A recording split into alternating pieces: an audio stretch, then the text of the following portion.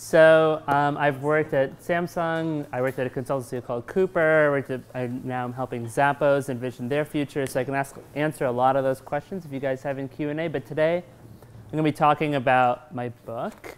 Did something a little bit unusual in the 21st century, which is that I wrote a book that works well on paper. I published it earlier this year. It's called The Best Interface is No Interface.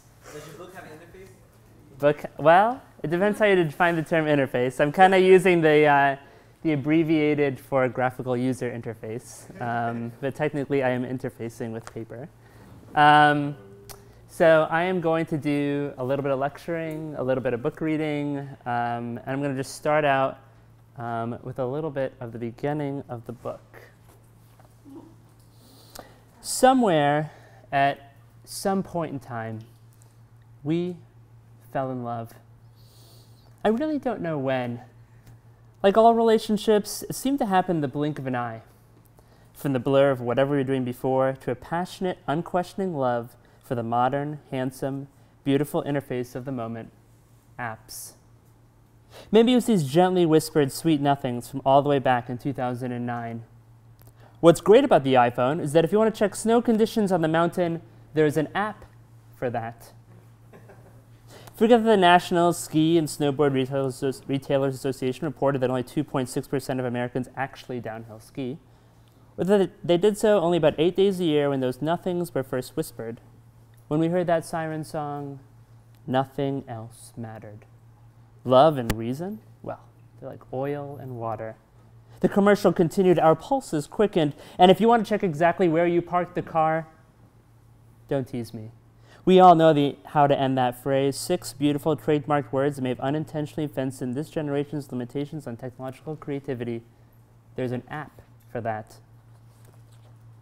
Love is patient, love is kind, love is 99 cents to download.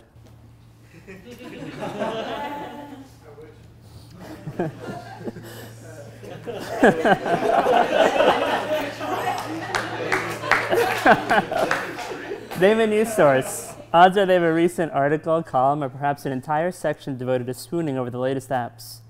It may be because reporters want to showcase that they're hip. Yeah, we know apps. But it's probably because they're also love drunk with touchscreen oxytocin. An app, just by being an app, doesn't guarantee that it produces anything of merit to anyone anywhere, but please, shh, we must defend our loved one's honor. An app's creation is told of gospel, of wonder, and of miracle. We're blessed that someone wrote working code that somehow illuminated a dark, mythical path to Apple or Google's app catalog. The New York Times featured an App of the Week and had a reoccurring App Smart Extra column with heart-throbbing titles like A Weather App That Works. It works? What glorious times with our love. And during the financial crisis, the New York Times featured a Bloomberg app as App of the Week because it revealed, quote, basic stock market data. What? Extraordinary. Perhaps you too poured a glass of Chablis and queued up Nora Jones to set the mood as we read the touching USA Today piece, 5 new apps that will change your life. My heart melts at that opening line, apps, apps, and more apps. Truly life-changing. Or maybe you're thinking, oh, I'll just turn on Talking Heads CNN and forget about my app muse. Think again, my friend. Here are real CNN headlines. Stuck in snow, there's an app for that. Remote sex, there's an app for that. Moody, there's an app for that. No TP, there's an app for that. Need to pray, there's an app for that. Can't sleep, there's an app for that. Need a concierge, there's an app for that. Wedding plans, there's an app for that. On a health click, there's an app for that. Passover, there's an app for that. Ordination on the go, there's an app for that. Passover, there's an app for that. Thank you. Heart attack, there's an app for that. Save the whales, there's an app for that. Giving birth, there's an app for that. Dead? There's an app for that. Being arrested? There's an app for that. Want to save cash? There's an app for that. World Cup? There's an app for that. Sting's career? There's an app for that. Britney Spears? There's an app for that. Stalking? There's an app for that. Want to be a priest? There's an app for that. Awesome.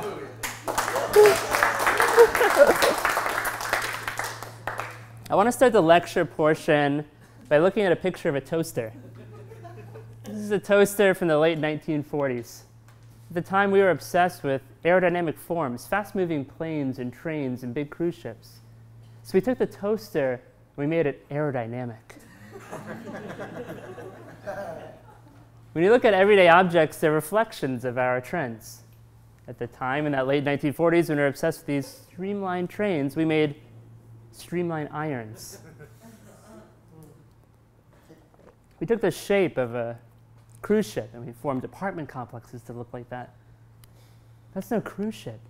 That's my apartment complex.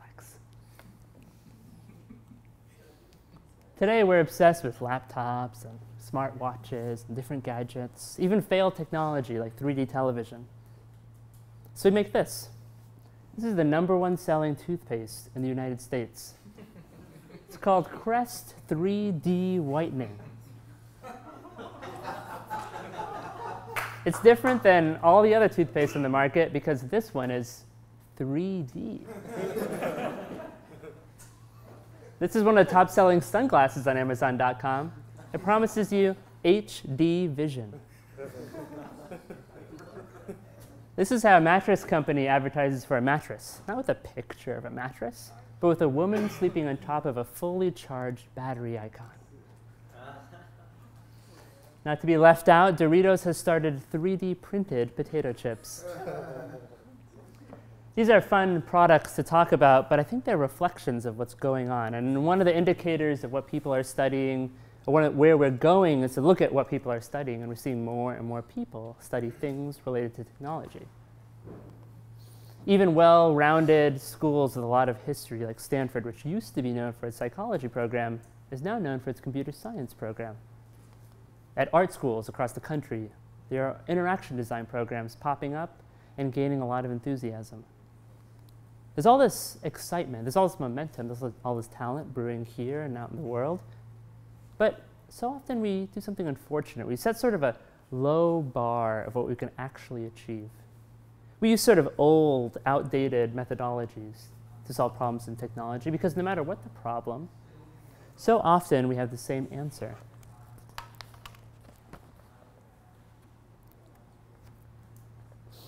Question, how do you make a better car? Above is one of the earliest patent drawings for an automobile. The technologists of the day solved a real problem with transportation.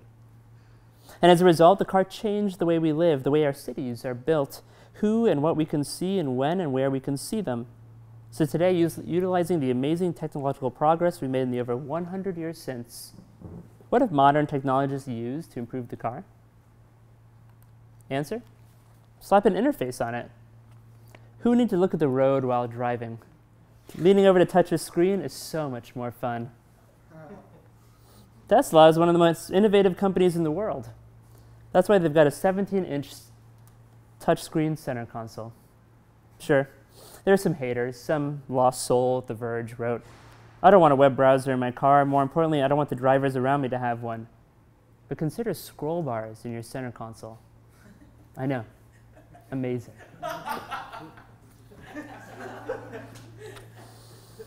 Question, how do you make a better trash can? Answer? Slap an interface on it. Hope you got this obvious one. You can make a better trash can by turning it into a $47,000 LCD recycling bin so that you can see if it's raining outside when you're standing outside in the rain.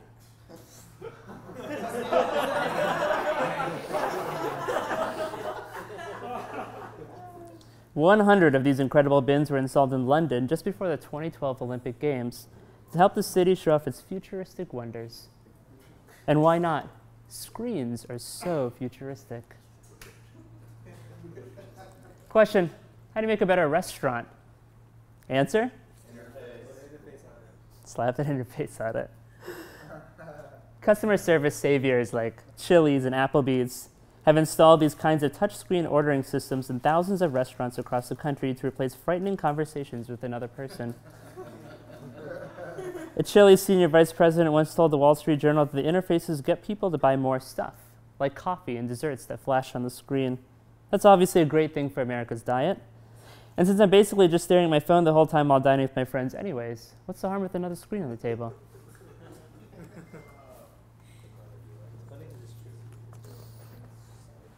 This is a set of job listings from some of the top technology companies across the country. Notice something a little bit unusual about these job listings. They advertise for these sort of UX/UI designers, user experience/user interface designers. But user experience and the things that go into it and user interface design, the things that go into it are different. User interface designer is looking at all the components that go on a screen, how to make it visually appealing, how to make it understandable for someone. It's an important job, but it's different than being an experience designer, than looking at UX, which is looking at larger problems, having empathy, talking to people about and observing their typical processes.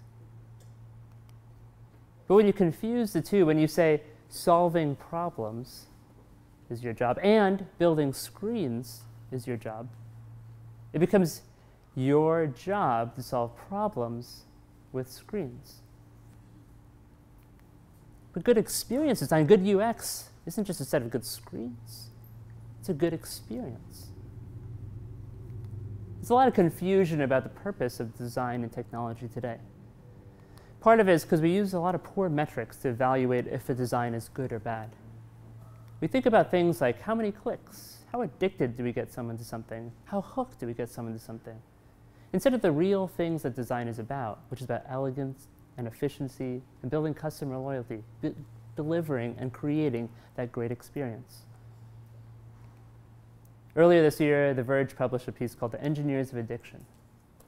It was about how people in Silicon Valley were taking inspiration from slot machines that were creating addictive gambling. That's not what we should be aspiring to do. In the book, I have a chapter called Addiction UX, which talks about this sort of perverse notion of what design has become in technology. And unfortunately, what we've done is our output has become more and more screen time for more and more people as we try to get people addicted to our services. As a result, children in the United States look at a screen for about 2 hours a day. Teenagers look at a screen for a little over 7 hours every day.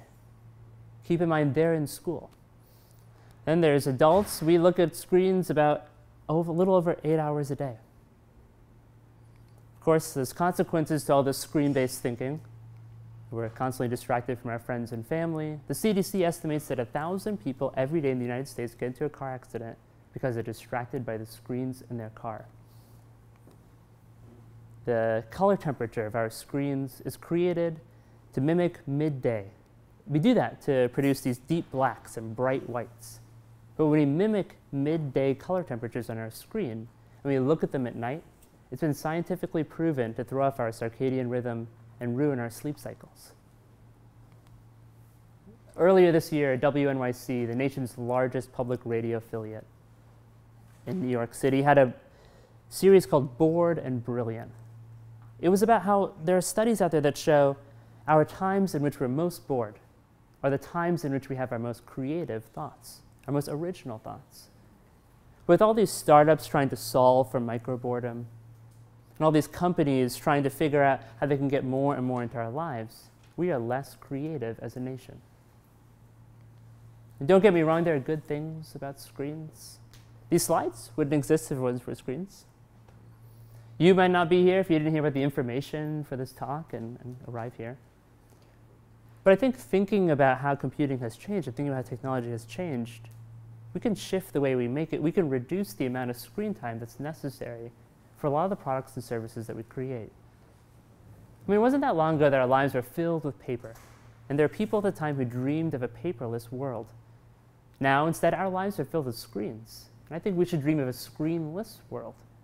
I actually think that the best interface is no interface. And so I wrote this book about it. It's mostly commentary, but it has some diagrams and information about how and why we should get there.